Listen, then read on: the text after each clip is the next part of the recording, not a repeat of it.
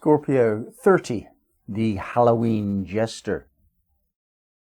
Now, for our community to function at all, we need to limit severely the animal nature. And yet, it is nature, it is powerful, and it is bigger than that which can be totally suppressed and limited. You just cannot repress the animal instinct within the self, certainly not the whole community.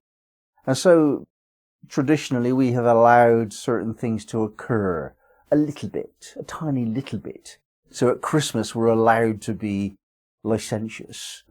We can be gluttonous and rather flirtatious at the office party, perhaps, and so on. That's okay at Christmas. And on All Fool's Day, the 1st of April, traditionally, people could mock the king and get away with it. And on Halloween, we're allowed to make fun of the dead. On the 1st of November, the day later, we perhaps often, in certain countries anyway, we would remember the dead in sacredness. But the night before that, we become ghoulish and make ourselves almost cynical about death and so on. I don't think this mystery, 30th of Scorpio, is particularly related to Halloween. The particular message here is more the jester aspect. Now, the court's jester throughout history had a function in society to limit the tyranny of the king. When the king was just left to his own devices and advised by counsellors, all of whom had political agendas and personal glory to fulfill, at that time when the king just couldn't get good advice, the court jester would perhaps ridicule the king at risk of his life. The jesters were often killed because they tried to reduce the power of the sovereign leader. And we have within the principle of the jester the idea of satire and ridicule and the use of laughter as a power device to diminish overblown authority. Now, it isn't only the king who has overblown authority. Each of us does. And the inner jester is the part of us that laughs at ourselves when we try and do something which is just inappropriate, when we're trying to actually make a claim that's wrong, that we have no right to claim, that we have no power to claim, that nobody else wants us to claim. When we're doing something which is well over the top, in that sense of taking authority inappropriately, then the inner voice within us, the jester within, is there, laughing at us and reducing our sense of ego, and trying to give us a better context. So that's one part of this mystery. Another part is this sense, also on a personal level, that we cannot and must not deny the animal instincts within us, the urges that we have to be licentious and gluttonous and not an acceptable part of the community.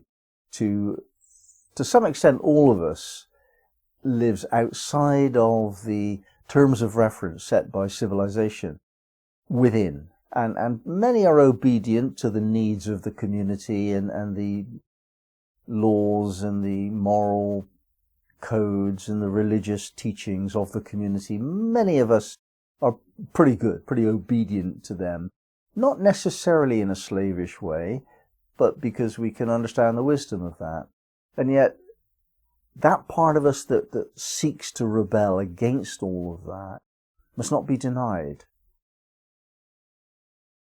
There was a period in my own personal spiritual training, as it were, when I realized when I was drinking alcohol, I was not in conformity with my principles and my spiritual beliefs and so on. And so I gave up alcohol entirely, totally. And I was very proud of myself for being able to do that. And I did that for a long time, 17 years, I think. And then it came to my attention that I was as addicted to not alcohol as I had been to alcohol. And a more advanced level of being is where occasionally I let my hair down and I have a few drinks and behave in a silly way and get a bit embarrassed about it tomorrow morning. And I did then start to take a drink now and again, and generally let my hair down much more frequently in a much more relaxed way. And I saw that that was actually a spiritual lesson for me. The absence of disciplines is an important part of the whole question of discipline. And here we can look at the tradition in Christianity throughout the hundreds of years, where they had a tradition of fasting and feasting. There were a lot of feast days. All of these things you see in your diary sometime, the Feast of St. Stephen's and the Feast of St. Jacob or whatever, they were real feasts. These monks, they used to stuff their faces with meat and piles of vegetables and drinking mead. They'd have a party, and it was really over the top in terms of gluttony. And these guys, well, Friar Tuck is portrayed as a very fat man because of this thing that they did. They were wealthy, and yet they also fasted between the feasts.